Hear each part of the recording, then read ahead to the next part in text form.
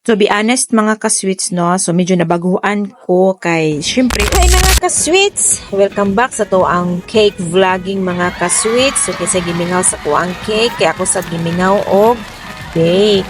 So maoni ang ako ang na-bake sa to ang dako na nga oven mga ka-sweets. So ubay-ubay gid siya ako ang na-bake and then super dali ra kaayo na human ko ani mga ka-sweets. Although gi-brown outan pa gyud ko ani mga ka-sweets no, sa amo kay kining balay oy City of Blackout mga ka-sweets. So time to decorate na tas to ang cake mga ka-sweets. Kani siya mga ka-sweets gi-order ni Ma'am Yen. So kani nga time mga ka-sweets nag final coating na ko mga ka-sweets no. Kay wala na ko na videohan ang pag gram coat, pag butang og fillings ani mga ka-sweets. So ang cake di ani mga ka-sweets choco moist gihapon kay mama na to ang saleable. And then ang akong gi-fillings ana mga ka-sweets yema fudge sa Bakersfield mga ka-sweets no, kay lami gid kayo hang yema fudge mga ka-sweets.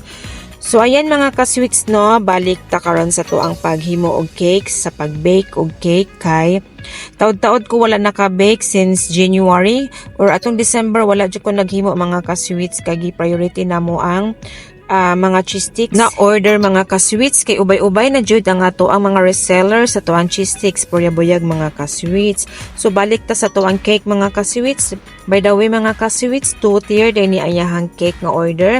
Ang size sa to ang cake mga ka-sweets 7x5 and 5x5 mga ka-sweets. So, ayan no, nag-decorate na ko ni mga ka-sweets. Actually, yahang reference sa order mga ka-sweets. Mao na siya mga ka-sweets no. Nasa screen mga ka-sweets. So, more on fondant na siya mga ka-sweets. Pero, ang gusto ni client, kung sarada ako makaya nga mahimo. So, mao to mga ka-sweets. So, akong gisuggest sa iya nga dili tanan fondant decoration mga ka-sweets. Sagulan natog soft icing and then naalan dayoy edible topper na to mga ka-sweets. So kana nga tay mga ka-sweets akong gihimo mga dahon-dahon niya mga ka-sweets. To be honest mga ka-sweets no, so medyo nabaguan ko kay syempre taod-taod ta nagpahulay sa cake.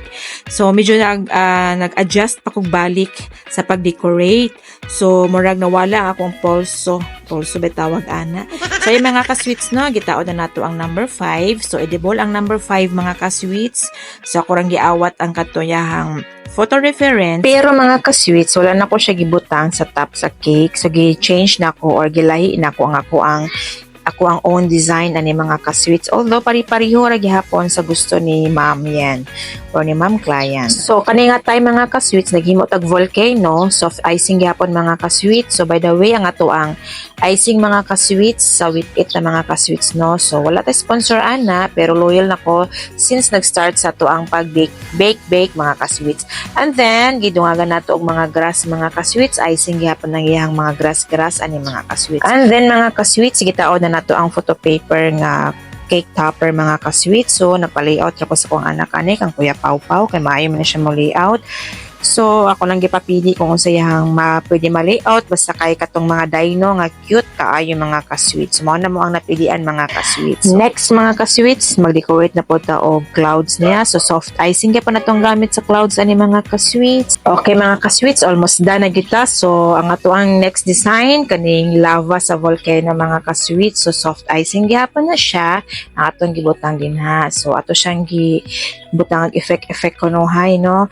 So by the way mga ka-sweets, nag-blackout na sad ang Boseko ani no. So 6 AM to 6 PM mga ka-sweets, pero survive ra ta mga ka-sweets yung si pagtuo wala tay flashlight di ba?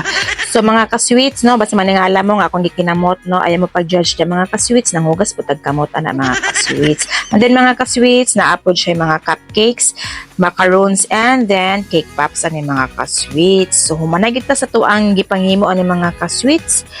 And mga ka-sweets mo na ato ang final nga cake mga ka-sweets. Okay ba mga ka-sweets? Gwapa ba sa inyong pananaw? Paki-comment below mga ka-sweets ha. And then nag-comment po si Ma'am Yen nga ko salamat siya sa tuang lamian nga cake mga ka-sweets. So mura ni mga ka-sweets akong ma-share. Salamat kaayo. Until next video. Bye-bye!